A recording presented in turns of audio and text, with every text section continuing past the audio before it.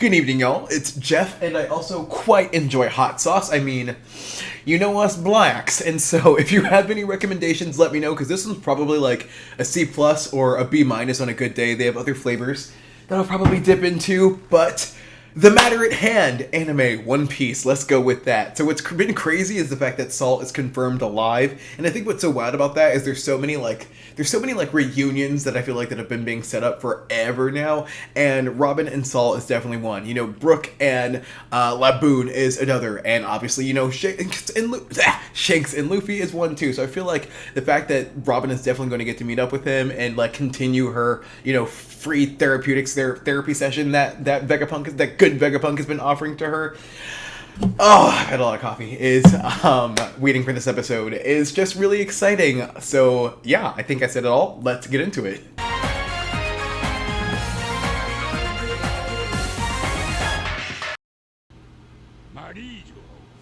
All right, 4 minutes in, but let's cook, Toei.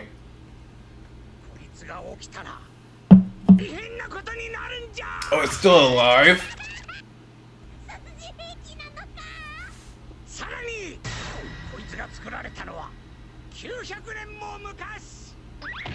900 years ago, attacked 200 years ago. What was it doing for 700 years? Chilling? Okay, Luffy settled on a nickname. Using third gear for this? It's a good question, Jinbei. It's like an iron giant with a will of its own.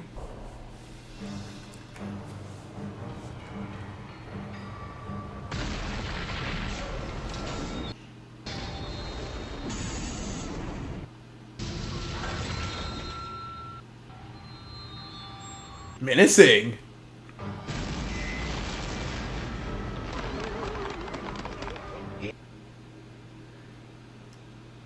Those are some of the people I care to see the least, like, destroyed, so... So how do we wake it up? I assume Vegapunk can do it. Well, no, he seemed like he doesn't know. Mystery robot. So I feel like Future Island, like, they're kind of putting this island at risk than just having this here, right? Y'all are gonna get Buster called. So let's just tell some strangers about it.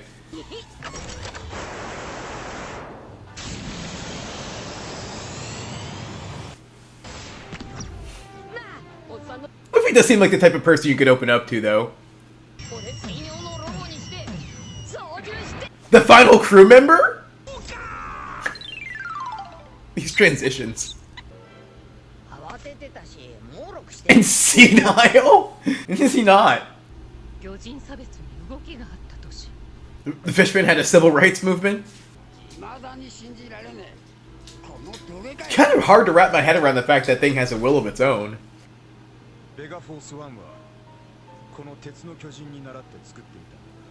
Man, they've been studying that thing for his entire life then.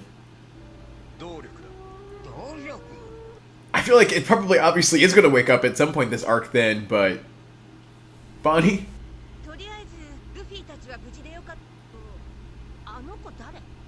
I hear you, Nami.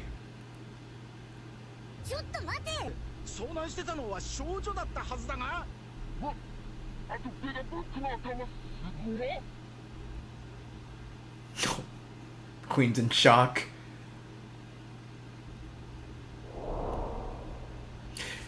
Yeah, I definitely got the impression that he seemed like there was some guilt there. So why does he seem like he's not taking the blame for this?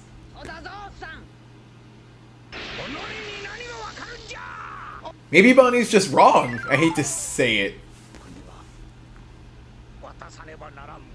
Is it her dad back? You realize how tall he is?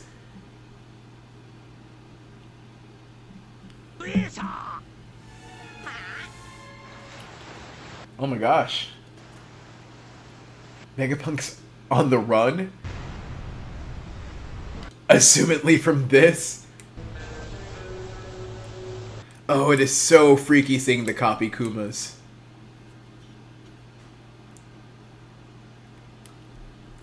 Can I be so for real and like cook me if need be, but I don't totally understand the difference between CP9 and CP0. Is CP0 a rebranded CP9? Because Lucci's there. Is it just because they changed clothes? I don't know. Oh my gosh. Into a whole zoo.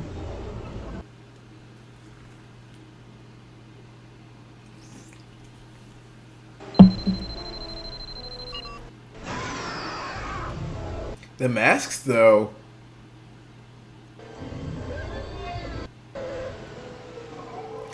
I like the masks, actually. I kind of wish they started off with them, like, in the beginning. That'd been kind of cool.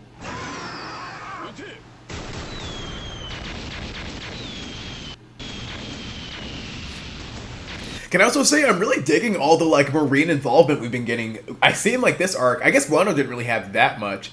Like, they haven't really been, like, the Marines have sort of been in the background for a hot minute now. You kind of forget they're the main antagonists. Such a One Piece staple that the villains all have a little quirk.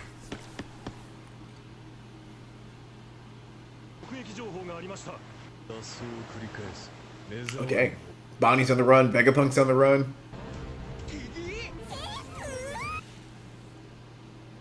I wonder, like, is Lucci, is he, like, out for, like, vengeance, or... Then it seems like they're very focused on the Straw Hats. Considering Innie's Lobby, maybe on Basic is my favorite.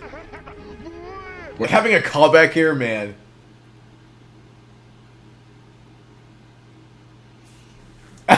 Man, but for real, if not for Lucci's like, dick guy, I feel like Luffy would have probably accidentally taken him out anyways.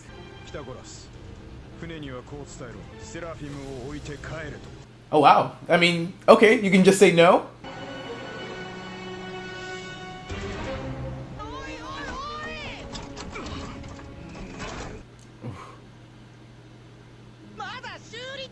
The way they talk about him, like it's so, like he's not even human, under repair. Oh, did they like plant something in him? I kind of thought it was like his Bonnie senses.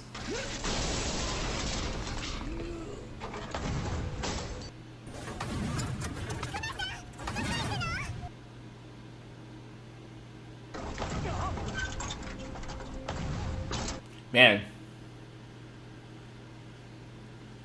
For real though, who would want to live like that?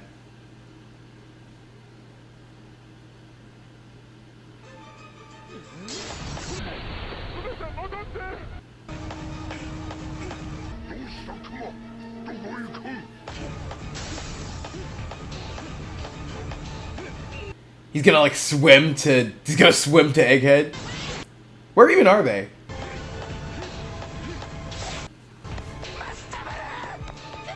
Oh, I forgot! Oh. Kuma can practically teleport. It'd be kind of crazy if he went the wrong way, though. Man, Bonnie... Well, for one, Bonnie is going to be in for it, but also, I really do not think that Kuma is going to, like, make it through this arc. For real this time.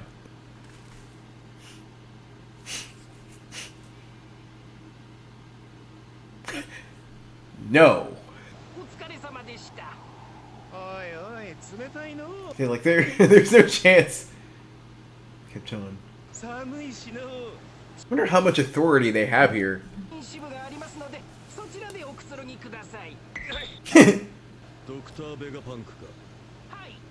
Yes. So nervous.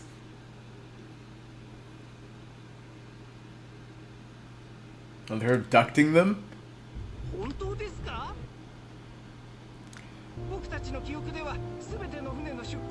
He's such a bad, like, oh, he's such a bad liar. See, I believe her, but I don't know if it's just because she sounds mad.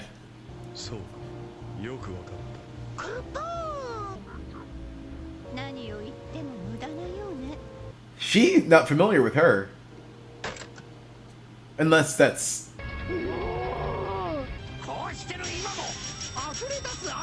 Oh my gosh, he can't help being a genius. Wish I could relate.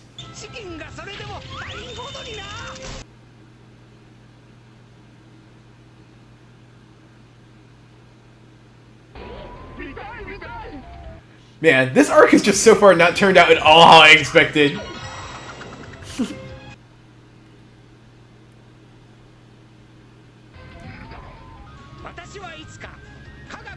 Like, I can't believe the Straw Hats and all the Vegapunks are just kicking it.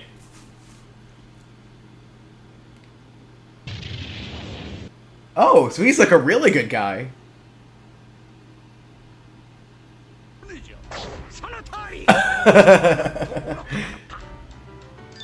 Dang.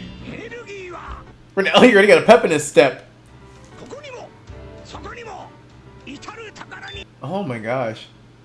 There's so much exposition in this episode. I love the flair they're giving it, at least. Like...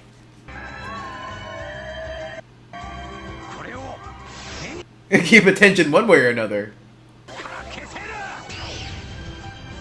Wow.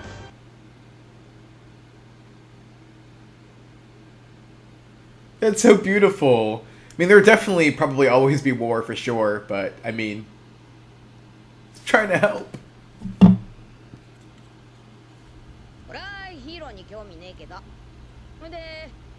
Oh my gosh. Luffy. Dang. Buzzkill. That's very interesting and nuanced and confusing because it's in line with his character for sure, and it's also what I love about him, but it's, at the same time, it seems like Luffy would be very interested in the well-being of other people. It seems like that's... Ooh, the ancient source is like an infinite energy?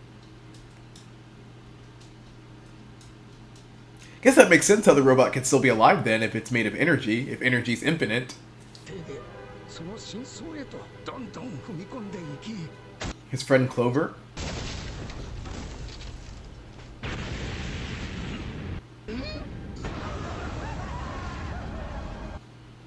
The Forbidden History.